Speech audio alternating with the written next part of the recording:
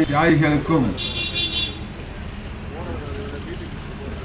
தர்மமிகு சென்னையிலே மாங்காடு பகுதியிலே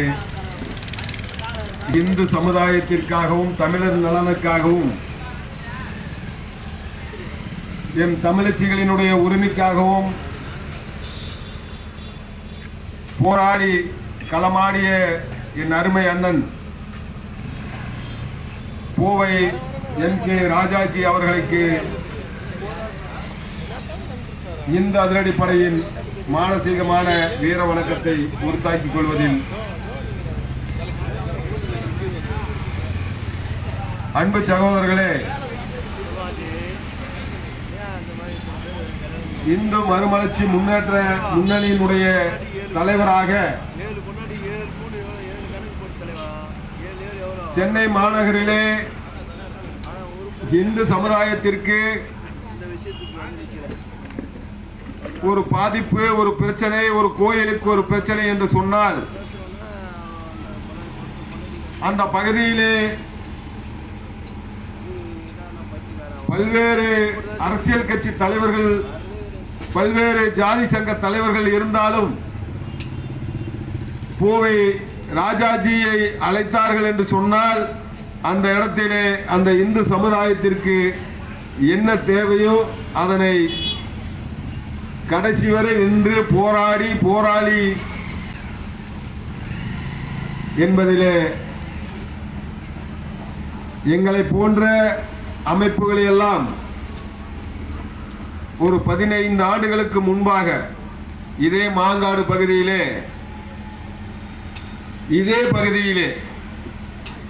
ஒரு பொதுக்கூட்டம் நடத்தினார். ஒரு 15-16 ஆண்டுகள் இருக்கும். அப்பொழுது நான் ரெட்டில்ஸிலிருந்து ஒரு பஸ் ஏறி வருவேன். பஸ் ஏறி வந்து பூந்தமல்லியில் இறங்கி உடனே இங்கே வந்து அண்ணன் யாரோ ஒருத்தர் அனுப்பிவிடுவார். வந்து அந்த பொதுக்கூட்டத்தில் கலந்து கொண்ட அந்த நிகழ்வு இன்னும் பசுமையான நினைவாக இருக்கிறது. அவ்வளவு அற்புதமான மனிதர். ஏன் அவர் படுகொலை செய்யப்பட்டார்? இந்து சமுதாயத்திற்காக பணியாற்றிய ஒரு மாவீரன் படுகொலை செய்யப்பட்டதை ஒட்டுமொத்த இந்து இயக்கங்களும் கண்டித்தது. ஆனால் இந்த அரசாங்கம், அன்றைய அரசாங்கம் அதை மெத்தன போக்காகவே கடைபிடித்ததாகவே கருதுகின்றோம். இப்போது தமிழகத்தினுடைய முதல்வராக பொறுப்பேற்றுள்ள மாண்புமிகு ஜோசப் விஜய் அவர்கள் இந்த வழக்கினை துரிதமாக விசாரித்து இந்த குற்றவாளிகளுக்கு தண்டனை பெற்று தர வேண்டும் என்பதே என்னுடைய ஆசை. இந்த 2ஆம் ஆண்டு நினைவேந்தல் நிகழ்ச்சி ஒரு அற்புதமான ஏற்பாட்டினை செய்து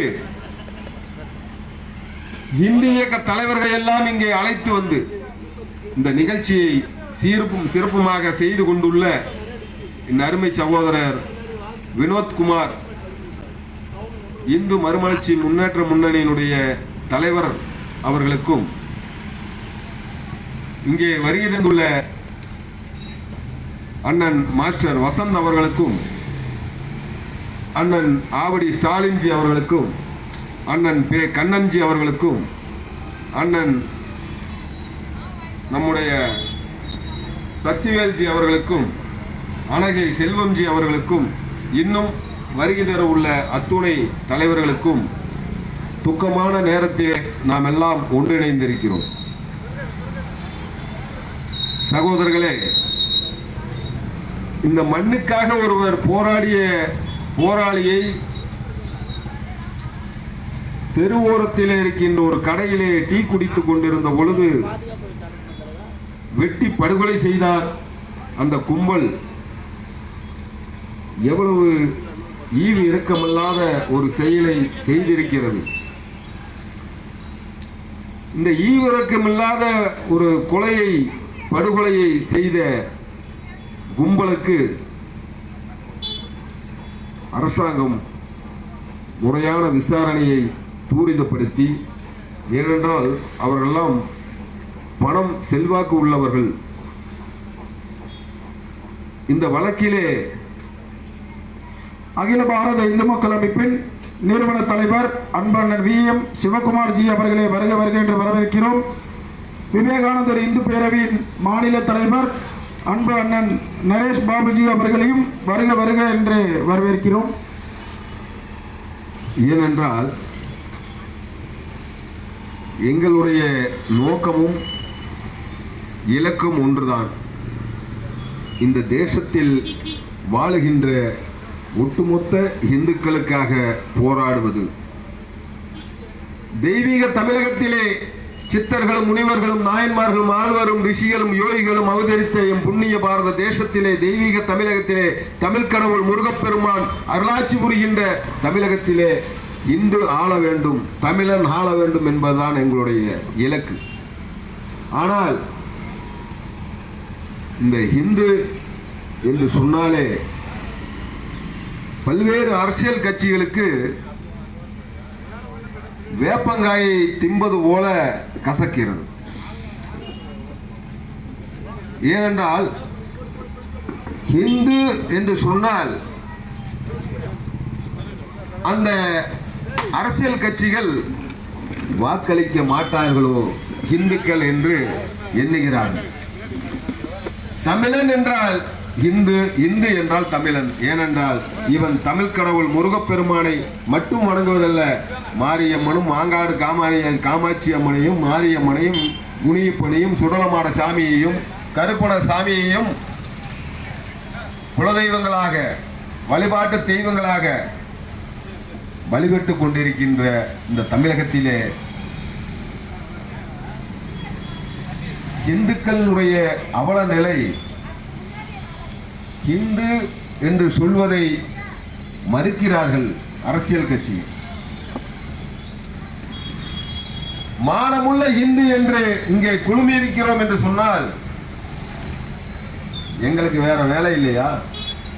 பல்வேறு பணிகள் இருக்கிறது, பல்வேறு பணிகள் இருக்கிறது. இது எல்லாம் தள்ளி வைத்துவிட்டு இந்துக்களுக்கு ஒரு பிரச்சனை, ஒரு பகுதியிலே மதமாற்ற கும்பல் மதமாற்றுகிறார்கள் என்று சொன்னால் அங்கே முதலாக குரல் கொடுப்பது இந்து இயக்கங்கள் தான்.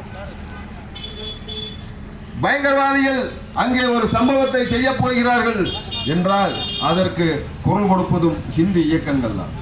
ஆனால் துரதிர்ஷ்டம், தமிழகத்திலே தமிழன் என்று சொல்வதை பெருமையாக எப்படி எண்ணுகிறோமோ அதுபோல தமிழ் கடவுள் முருகப்பெருமான் வீட்டிருக்கின்ற திருப்பரங்குன்றத்திலே நம்மால் ஒரு தீபம் ஏற்ற முடியவில்லை என்று சொன்னால் 8 கோடி தமிழர்கள் இந்த மண்ணிலே வாழ்ந்து என்ன பயன்?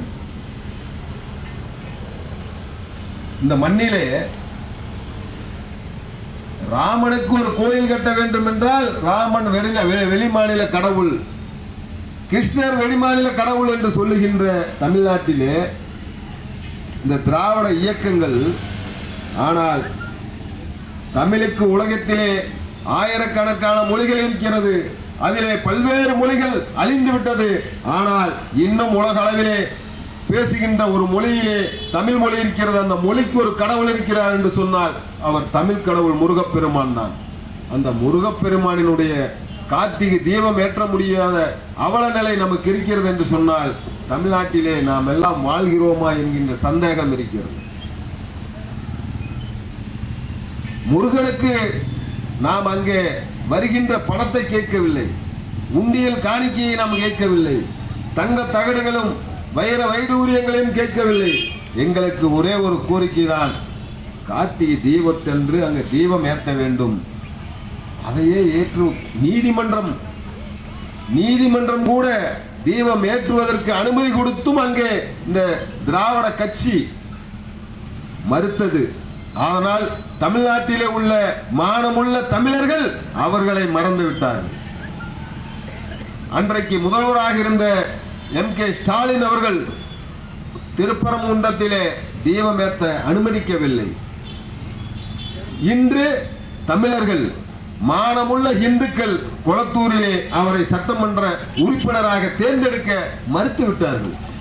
இதையெல்லாம் சிந்திக்கின்ற போது இந்துக்கள் விழிப்புணர்வோடு இருக்க வேண்டும். பல்வேறு கட்சிகள் வரும், பல்வேறு கொள்கைகளோடு வரும். ஆனால் இந்து என்று சொல்லுகின்ற கொள்கையை சொல்லுகின்றவனை நாம் ஆதரிக்க வேண்டும்.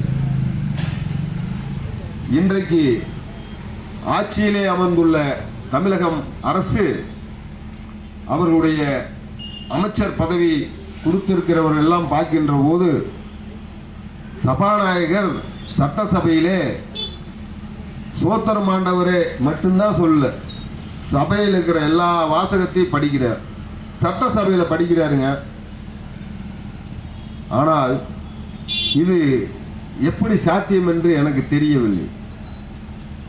ஒரு சபாநாயகர் தமிழகத்திலே உள்ள ஒட்டுமொத்த மக்களுக்கும் சொந்தக்காரர், மக்களால் தேர்ந்தெடுக்கப்பட்ட ஒரு சபாநாயகர் அங்கே வாசகம் பைப்பிலே வாசகத்தை படிக்கிறார் என்று சொன்னால் இவர்களெல்லாம் எப்படி ஒரு மதத்தின் மீது பற்று இருக்கிறது அப்படிங்கிற ஒரு சந்தேகம் வருகிறது. இவர்கள் ஆட்சியிலே பல்வேறு அமைச்சர் பெருமக்கள் கிறிஸ்தவர்களும் இருக்கிறார்கள், இப்பொழுது முஸ்லிம்களும் இருக்கிறார்கள்.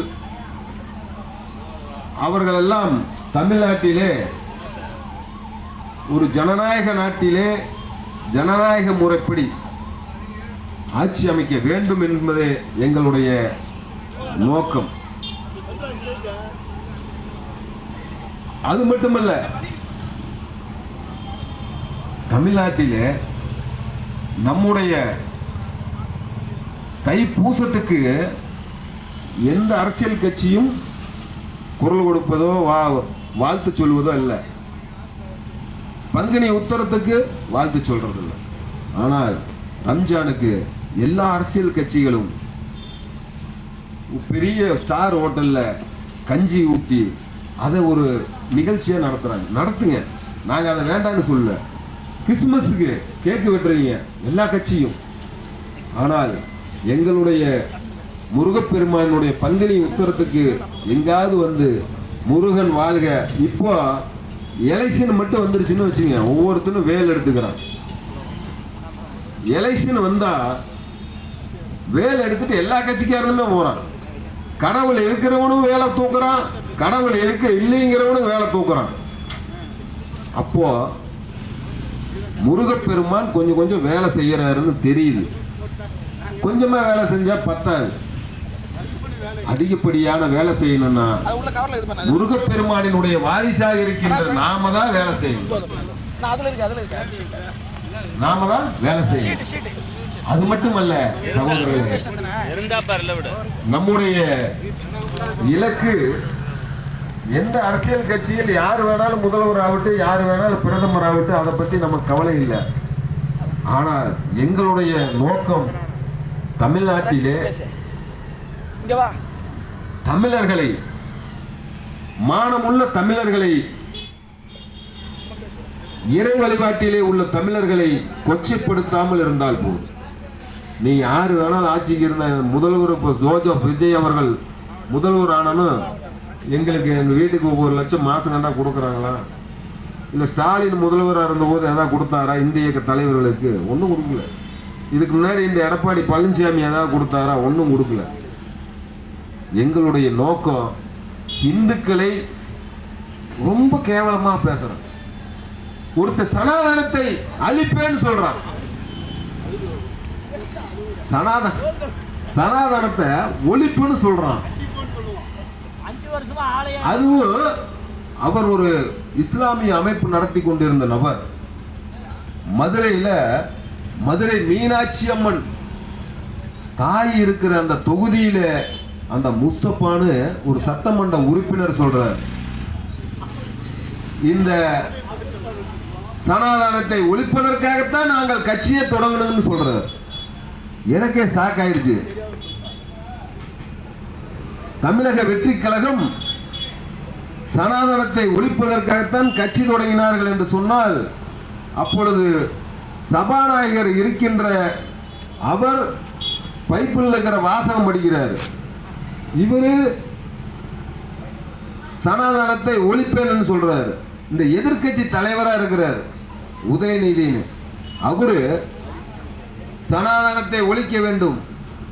எலெக்ஷன் அன்னைக்கு முதல் நாள் வரைக்கும் வேலை எடுத்துட்டு சுத்துறானுங்க. எலெக்ஷன் முடிஞ்சோடனே எங்க அப்பனையே தோக்கடிச்சிட்டானுன்ட்டு சனாதனத்தை அழிக்கிறோம், அதை பண்றோம். ஒரு விஷயத்தை மட்டும் சொல்லிக்கொள்ள ஆசைப்படுகின்றேன்.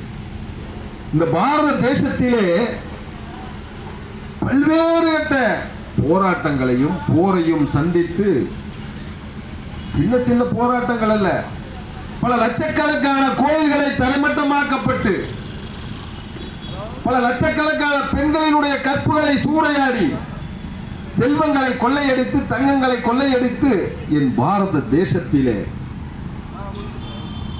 நீ இஸ்லாமியனாக மாறு என்று சொன்னபோது நான் காளியையும் மாரியையும் தான் வணங்குவேன் என்று சொன்னானே, அந்த வம்சத்திலே வந்தவர்கள் தான் நாம் எல்லாம். கிறிஸ்துவர்கள், ஆங்கிலேய கிறிஸ்துவ வெள்ளைக்காரர்கள் நம் நாட்டை ஆண்டார்கள். அப்பொழுதும் இதேதான். ஒரு கையிலே பைப்பிலும் ஒரு கையிலே குரானும் கழுத்திலே கத்தியும் வைத்த பொழுது நான் ஜெய் ஸ்ரீராம் தான் சொல்லுவேன், ஓம் நமச்சிவாயா தான் சொல்லுவேன் அப்படின்னு சொன்ன வம்சத்திலே வந்தவர்கள் தான் பாரத தேசத்திலே இருக்கிறோம். ஆனால் பாரத தேசத்திலே, இந்த உலகத்திலே நீ இல்லை, MK ஸ்டாலின் அவர்கள் அல்ல, உதயநிதி அல்ல, வேற இந்த முஸ்தபா இல்ல, உலகத்தில் எவன் வந்தாலும் சனாதனத்தை அழிக்க முடியாது. சனாதனம் என்பது வாழ்வியல் முறை. உனக்கு பிடிச்சிருந்தா சாமி கும்பிடு. இந்து மதத்தில் நீ பகவத்கீதை, கிறிஸ்துவர்கள்னா பைபிள் இல்லாத வீடு இருக்காது, இஸ்லாமியர்கள்னா குரான் இல்லாத வீடு இருக்காது. ஆனால் இந்து வீட்டில், இந்த வீதியில் இருக்கிற வீட்டில் போய் பாருங்க, பகவத்கீதை எத்தனை வீட்டில் இருக்குன்னு. ஒரு வீட்டில் கூட இருக்காது அதிகபட்சமாக. ஏனென்றால் என் மதம் என்ன சொல்கிறது? இயற்கையை வழிபட செய்கிறது, நீர்நிலைகளை வழிபாடு செய்கிறது. நீ பிடிச்சிருந்தா மாரியம்மனை கும்பிடலாம், பிடிக்கலைன்னா காளியம்மனை கும்பிடலாம். காளியம்மா பிடிக்கல கருப்புசாமி பிடிக்கலாம், கருப்புசாமி பிடிக்கல சுடலமாட சாமி பிடிக்கலாம், சுடலமாட சாமி பிடிக்கலைன்னா முருகனை கும்பிடலாம், முருகனையும் பிடிக்கலைன்னா கிருஷ்ணரை கும்பிடலாம், கிருஷ்ணரை பிடிக்கல ராமனை கும்பிடலாம், ராமனை பிடிக்கலைன்னா உலகே ஆளுகின்ற காசி விஸ்வநாதரை கும்பிடலாம். இதுதான் இந்து மதம் சொல்கிறது. நீ இதை கும்பிடு, இதைத்தான் கும்பிடணும்னு சொல்ல. அப்படி இந்த நாட்டில் உலக வரலாற்றிலேயே ஒரு நாடு அகிம்சையையும் சகோதரத்துவத்தையும் உலகுக்கே எடுத்து காட்டுகிறது என்று சொன்னால் என் பாரத தேசம்தான். இந்த தேசத்தில் பல்வேறு காலகட்டங்களிலே பல்வேறு தியாகிகள் உருவாகி இருக்கிறாங்க. அந்த தியாகிகளுடைய வரிசையிலே இந்த தேசத்தை காப்பதற்காக போராடினானே பாலகங்கா திலகர், வீர சாவர்கர், வீர சிவாஜி, நேதாஜி, இந்த தமிழ்நாட்டை போராடினாரே வாவு சிதம்பரனார், செக்கிழுத்தார். இந்த தேச தமிழ்நாட்டுக்காக தேசியம் தெய்வம் என் இரு கண்கள் என்று சொன்னாரே பசும்பொன் முத்துராமலிங்க தேவரையா, தீரன் சின்னமலை, தளபதி சுந்தரலிங்கனார், இப்படி சொல்லிக்கிட்டே போலாம். அப்படியாப்பட்ட தியாகிகள் வரிசையிலே என் அருமைக்குரிய அண்ணன் MK ராஜாஜி அவர்கள் இணைந்திருக்கிறார் என்றுதான் நாங்கள் கருதுகின்றோம். இந்த தேசத்தை காப்பதற்காக ஒரு போராளி இன்றும் நாம் நினைவில் வைத்துள்ளோம். நான் நேதாஜியை பார்த்ததில்லை, சாவர்கரை பார்த்ததில்லை, டாக்டர்ஜியை பார்த்ததில்லை, யாரையும் பார்த்ததில்லை. ஆனால் அவர்களுடைய முகங்கள் இன்று வரை என் கண் முன் இருக்கிறது என்று சொன்னால் அதற்கு காரணம் பாரத தேசத்துக்காக போராடினார்கள் என்பதால். அதனாலே அந்த வரிசையிலே என் அண்மைக்குரிய அண்ணன் 2ஆம் ஆண்டு இந்த வீர வணக்க நாள் திருமுனை கூட்டத்திலே கலந்து கொண்டு அவருக்கு அஞ்சலி செலுத்தியதை இந்த அதிரடிப்படை ஒரே ஒரு கோரிக்கையை மட்டும் முன்வைத்து விடைபெற ஆசைப்படுகிறேன். மாண்புமிகு தமிழக முதல்வர் அவர்கள் தமிழ்நாட்டிலே ஒரு இந்து இயக்க தலைவரை பட்ட பகலிலே நடு ரோட்டிலே வெட்டி படுகொலை செய்தார். அந்த கும்பலை நிச்சயமாக சட்டத்தின் முன்னால் நீங்கள் நிற்க வைத்து தண்டனை பெற்று தர வேண்டும் என்பதே எங்களுடைய கோரிக்கை என்று சொல்லி வாய்ப்புக்கு நன்றி கூறி விடைபெறுகிறேன். பாரத் மாதா கி ஜெய். இந்து அதிரடி